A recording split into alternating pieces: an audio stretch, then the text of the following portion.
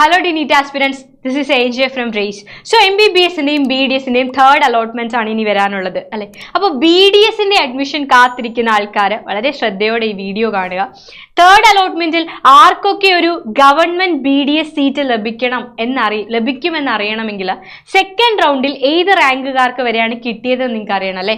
അപ്പോൾ നമ്മൾ ഇന്നത്തെ ഈ ഒരു വീഡിയോയിൽ ഗവൺമെന്റ് സെക്ടറിലും അതേപോലെ പ്രൈവറ്റ് സെക്ടറിലും അഡ്മിഷൻ ലഭിച്ച കുട്ടികളുടെ ലാസ്റ്റ് റാങ്ക് ഡീറ്റെയിൽസ് ആണ് നോക്കുന്നത്. അപ്പോൾ നോക്കുക, കേരളത്തിലെ ഗവൺമെന്റ് BDS കോളേജുകൾ ഓരോ കാറ്റഗറിയിലും അവസാനമായി ഒരു സീറ്റ് ലഭിക്കുന്ന വിദ്യാർത്ഥിയുടെ റാങ്ക് ആണ്. SM കാറ്റഗറി ഓപ്പൺ വിഭാഗത്തിൽ 4298 റാങ്കുകാരനാണ് ഒരു ഗവൺമെന്റ് ഡെന്റൽ സീറ്റ് കിട്ടിയത് സെക്കൻഡ് അലോട്ട്മെന്റിലൂടെ. മക്കളെ, ഏത് കോളേജിലാണ് അവർക്ക് അഡ്മിഷൻ കിട്ടിയതെന്നുള്ളതും മാം ഈ വീഡിയോയിൽ പറയുന്നതായിരിക്കും. ദെൻ ഇക്കണോമിക്കലി വീക്കർ സെഷൻ ആണ്. 9957 റാങ്കുകാരനാണ് BDS അഡ്മിഷൻ ലഭിച്ചത്. ഈഴവ കാറ്റഗറി നോക്കുകയാണെങ്കിൽ 6080, മുസ്ലിം കാറ്റഗറി ആണെങ്കിൽ 4775, ബാക്ക്വേർഡ് ഹിന്ദു ആണെങ്കിൽ 10,224 ആണ്, 10244. ദെൻ LA കാറ്റഗറി 11,119 ആണ്. DV കാറ്റഗറി ആണെങ്കിൽ 15,820, VK കാറ്റഗറി ആണെങ്കിൽ 7,180, ബാക്ക്വേർഡ് ക്രിസ്ത്യൻ BX കാറ്റഗറി ആണെങ്കിൽ 14,202, KU കാറ്റഗറി ആണെങ്കിൽ 21,379. ദെൻ KN കാറ്റഗറി 16,881, SC ആണെങ്കിൽ 17,664, ST കാറ്റഗറി ആണെങ്കിൽ 27,074. ഇത്രയും റാങ്കുകാർക്കാണ് ഒരു ഗവൺമെന്റ് ഡെന്റൽ സീറ്റ് ലഭിച്ചത്. BDSന് ഗവൺമെന്റ് സെക്ടറിൽ ഒരു സീറ്റ് ലഭിക്കുന്നത് സെക്കൻഡ് അലോട്ട്മെന്റിലൂടെ. ഇനി നിങ്ങൾക്ക് അറിയാം തേർഡ് അലോട്ട്മെന്റ് ഉണ്ട്. അപ്പോൾ തേർഡ് അലോട്ട്മെന്റ് ശരിക്കും നമ്മുടെ ലാസ്റ്റ് ചാൻസ് ആണല്ലേ. അതിനുശേഷം വരുന്നത് സ്ട്രേ വേക്കൻസി ആണ്. അതിൽ വളരെ കുറഞ്ഞ പരിമിതമായ സീറ്റുകൾ മാത്രമായിരിക്കും, ഒഴിവ് വരുന്ന സീറ്റുകൾ മാത്രമായിരിക്കും. അപ്പോൾ ഗവൺമെന്റ് സെക്ടറിലൊക്കെ അത് വളരെ കുറവായിരിക്കും. യെസ്, അപ്പോൾ ഇതാണ് ഓരോ കാറ്റഗറി വൈസ് ഉള്ള ലാസ്റ്റ് റാങ്ക് ഡീറ്റെയിൽസ്. ഇനി നമ്മൾ കാണാൻ പോകുന്നത് കോളേജ് ആണ്. ആദ്യം ഗവൺമെന്റ് കോളേജുകൾ തന്നെ തുടങ്ങാം.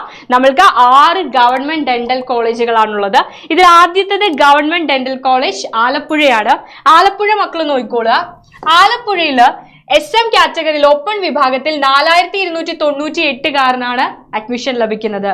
ആൻഡ് ഈഴവ കാറ്റഗറി ആണെങ്കിൽ 6080, മുസ്ലിം കാറ്റഗറി 4725, LA കാറ്റഗറി ആണെങ്കിൽ 9454, BH ആണെങ്കിൽ 10244, DV 15820, VK കാറ്റഗറി ആണെങ്കിൽ 5174, SC കാറ്റഗറി 17215, ST 25982, EW എന്ന് പറഞ്ഞാൽ ഇക്കണോമിക്കലി വീക്കർ സെഷൻ ആണ്. 9252 ആണ് ഇക്കണോമിക്കലി വീക്കർ സെഷൻ. ഇത് ആലപ്പുഴയിലെ കാര്യമാണ്. അടുത്തത് അതേപോലെ കോഴിക്കോട് ഗവൺമെന്റ് ഡെന്റൽ കോളേജ് കോഴിക്കോടാണ് നിങ്ങൾക്ക് അഡ്മിഷൻ വേണ്ടതെങ്കിൽ സെക്കൻഡ് ഫേസിൽ ഓപ്പൺ വിഭാഗത്തിൽ യാതൊരു റിസർവേഷനും കൂടാതെ 2873 2873 റാങ്കുകാരന് മാത്രമാണ് ലഭിച്ചത്. ടൈറ്റ് കോമ്പറ്റീഷൻ ആണ്. Yes, then government dental college Kannur എടുക്കുകയാണെങ്കിൽ 4289 4289 മാത്രമാണ് BDS ലഭിച്ചത്. അടുത്തത് കോട്ടയമാണ്. കോട്ടയം കോളേജില് 3859 3859 ഓപ്പൺ വിഭാഗത്തിൽ അഡ്മിഷൻ ലഭിക്കുന്നത്. തൃശ്ശൂർ ആണെങ്കിൽ 4061, അതേപോലെ ട്രിവാൻഡ്രം ആണെങ്കിൽ 3374. ഇതാണ് ഓപ്പൺ വിഭാഗത്തിന്റെ കേസ്. അതേപോലെ ഓരോ കാറ്റഗറിയുടെയും ഇവിടെ കൊടുത്തിട്ടുണ്ട്. അപ്പൊ ഏത് കാറ്റഗറി ആണോ, നിങ്ങൾ ഏത് കാറ്റഗറിയിൽ പെടുന്ന ആളാണോ, നിങ്ങൾക്ക് അത് നോക്കിയിട്ട് നിങ്ങൾക്ക് ഇനി തേർഡ് ഫേസിൽ കിട്ടാനുള്ള സാധ്യതയുണ്ടോ എന്നുള്ളത് പരിശോധിക്കാവുന്നതാണ്. ഓക്കെ, യെസ് മക്കൾ, ഇതാണ് ഗവൺമെന്റ് കോളേജുകളുടെ അവസ്ഥ. അടുത്ത നമ്മൾ സെൽഫ് ഫിനാൻസിംഗ് സെക്ടറിലേക്ക് വരികയാണ്. ഓക്കെ, ഫസ്റ്റ് വൺ അൽ അസർ ഡെന്റൽ കോളേജ് തൊടുപുഴ. അപ്പൊ നമുക്ക് നോക്കാം. ഓപ്പൺ വിഭാഗത്തിൽ 24,538 റാങ്കുകാരന് വരെ അഡ്മിഷൻ ലഭിച്ചിട്ടുണ്ട്. ഓക്കെ അല്ലെ.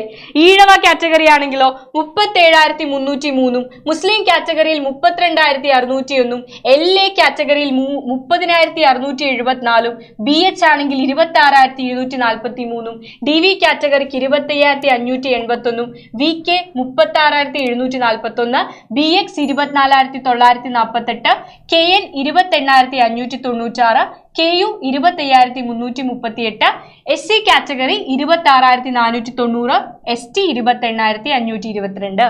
ഇത്രയുമാണ് അൽ അസർ കോളേജിൽ ഓരോ കാറ്റഗറിയിലും കിട്ടിയ കുട്ടികളുടെ ലാസ്റ്റ് റാങ്ക് എന്ന് പറയുന്നത്. ഇതേപോലെ ഓരോ സെൽഫ് ഫിനാൻസിങ് സെക്ടറിലെ കോളേജസും ഇവിടെയുണ്ട്.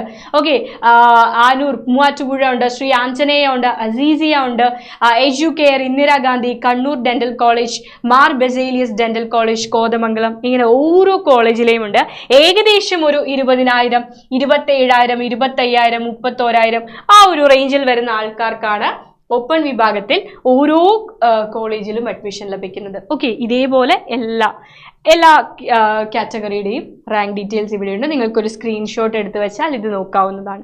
അപ്പോൾ ഇനി വരാൻ പോകുന്നത് തേർഡ് ഫേസ് ആണ്. തേർഡ് ഫേസിന്റെ സാധ്യതകൾ അറിയണമെങ്കിൽ 2023-ൽ 2023 സെക്കൻഡ് ഫേസിൽ BDSന് അഡ്മിഷൻ കിട്ടിയ കുട്ടികളുടെ ലാസ്റ്റ് റാങ്കും ഈ വർഷത്തെ ലാസ്റ്റ് റാങ്കും കൂടെ നമ്മളൊന്ന് കമ്പയർ ചെയ്യണം. അപ്പോൾ അതുമായിട്ട് നെക്സ്റ്റ് സെഷനിൽ നമുക്ക് കാണാം. അപ്പോൾ ഇതാണ് 2024 റൗണ്ട് 2 വഴി, സെക്കൻഡ് റൗണ്ട് വഴി അഡ്മിഷൻ ലഭിച്ച കുട്ടികളുടെ ഡീറ്റെയിൽസ് എന്ന് പറയുന്നത്.